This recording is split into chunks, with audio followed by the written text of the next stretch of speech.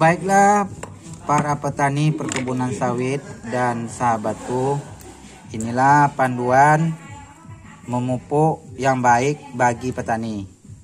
Panduan ini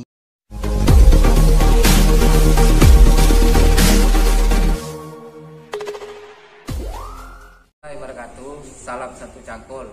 Semoga Anda pada hari ini diberikan kesehatan dan kesempatan dapat beraktivitas seperti biasa oleh Yang Maha Kuasa. Amin.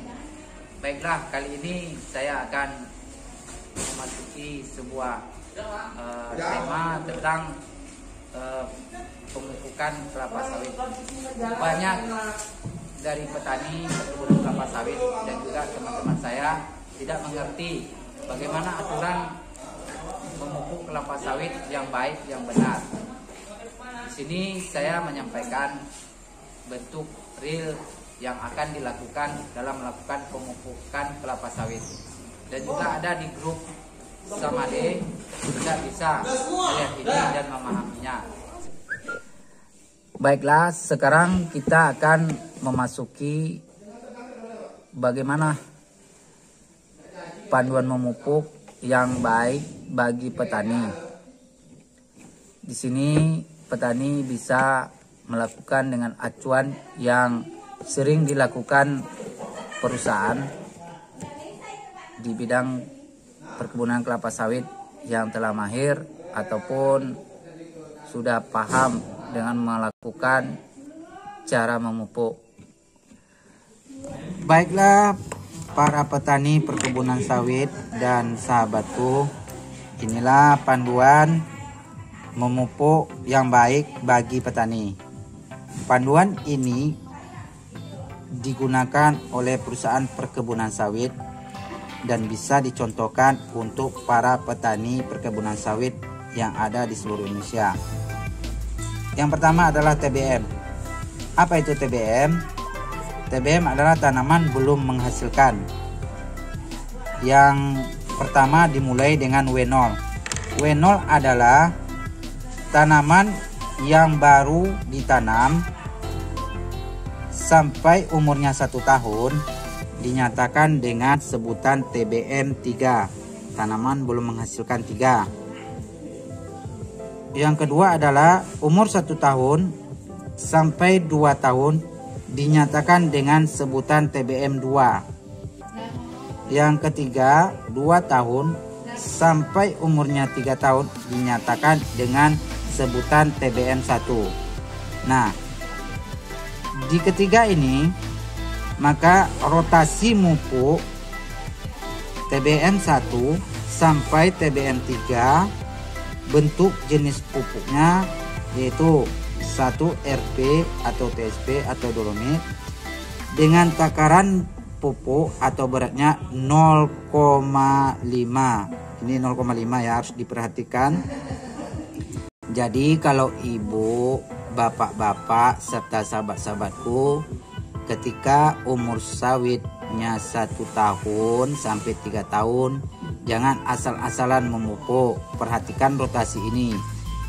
Yang pertama, gunakanlah dulu RP, TSP ataupun dolomit dengan takaran dan beratnya 0,5. Jangan terlalu berlebihan dan jangan kurang.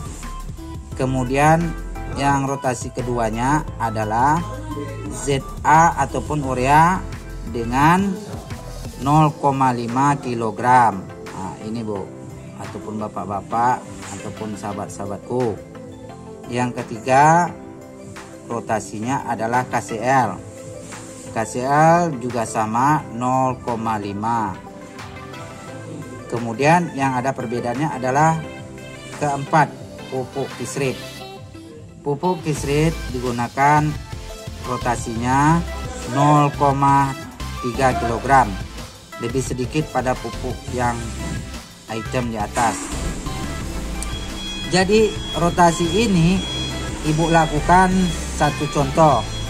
Ibu harus melakukan, ataupun bapak-bapak ataupun sahabat-sahabatku, memupuknya di bulan Januari.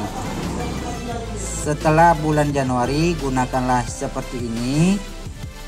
Setelah itu bulan Februari gunakanlah seperti item nomor 2. Kemudian bulan Maret gunakan item nomor 3. Kemudian di bulan April gunakan pupuk kisrit. Nah, ini bentuk panduannya ya. Ini yang bentuk TBM. Kemudian kita masuki yang ke TM. Di sini ada yang TM ya. Apa itu TM? TM adalah tahun memanen dalam bahasa perkebunan di perusahaan, ataupun bisa juga dibilang tanaman menghasilkan. Umur 3 tahun sampai 4 tahun dinyatakan dengan sebutan TM1. Umur 4 tahun sampai 5 tahun dinyatakan dengan sebutan TM2. Umur 5 tahun sampai 6 tahun dinyatakan dengan sebutan TM3. Umur 6 tahun sampai 7 tahun dinyatakan TM4. Umur 7 tahun sampai 8 tahun dinyatakan TM5. Kemudian ini jenis pupuknya. Hampir sama dengan di atas, rotasi pupuknya, RP, TSP, dolomit. Yang membedakannya adalah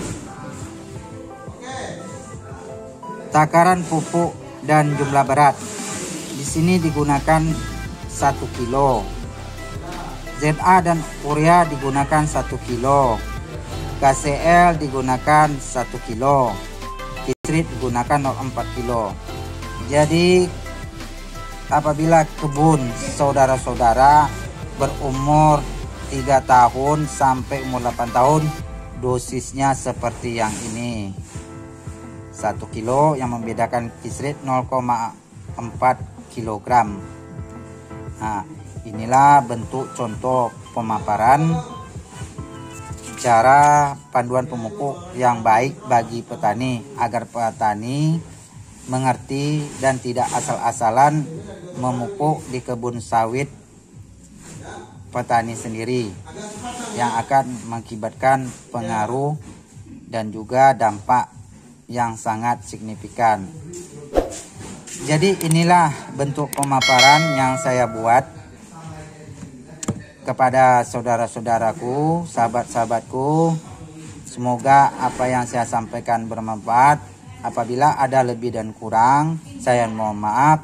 Saya sudahi. Assalamualaikum warahmatullahi wabarakatuh.